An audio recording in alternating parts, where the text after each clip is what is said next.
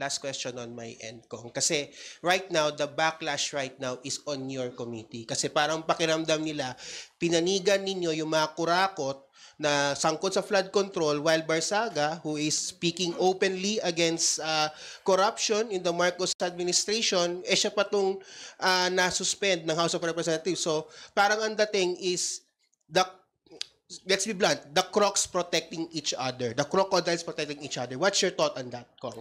That's my last question.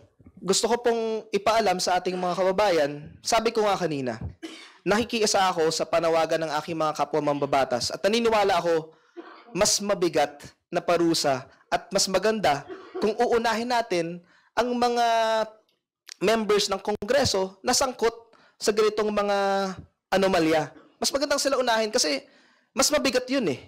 Tama. So dahil mas mabigat yan, of course, kailangan ko po i-acknowledge kung ano ang limitations ng Committee on Ethics.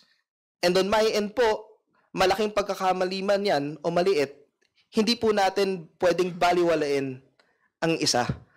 Kaya nga po naniniwala po ako na napakahalaga na i-hold natin accountable ang mga involved sa flood control corruption scandal.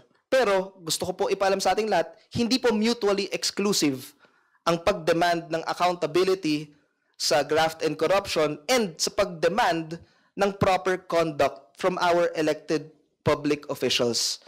The Filipino people deserve good governance in all forms.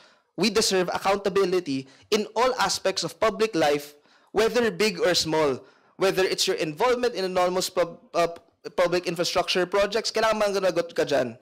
Kung meron kang improper conduct, pag umuwi ka sa distrito, malaki man umalit, kailangan punahin ka dyan. Kasi taong bayan ang nagpapasahod sa amin. On the part of the Ethics Committee, handa po kaming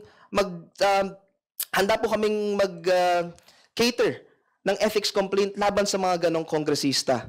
But like I said, wala pa pong case na na-file sa amin, but we are ready. Yun lamang po.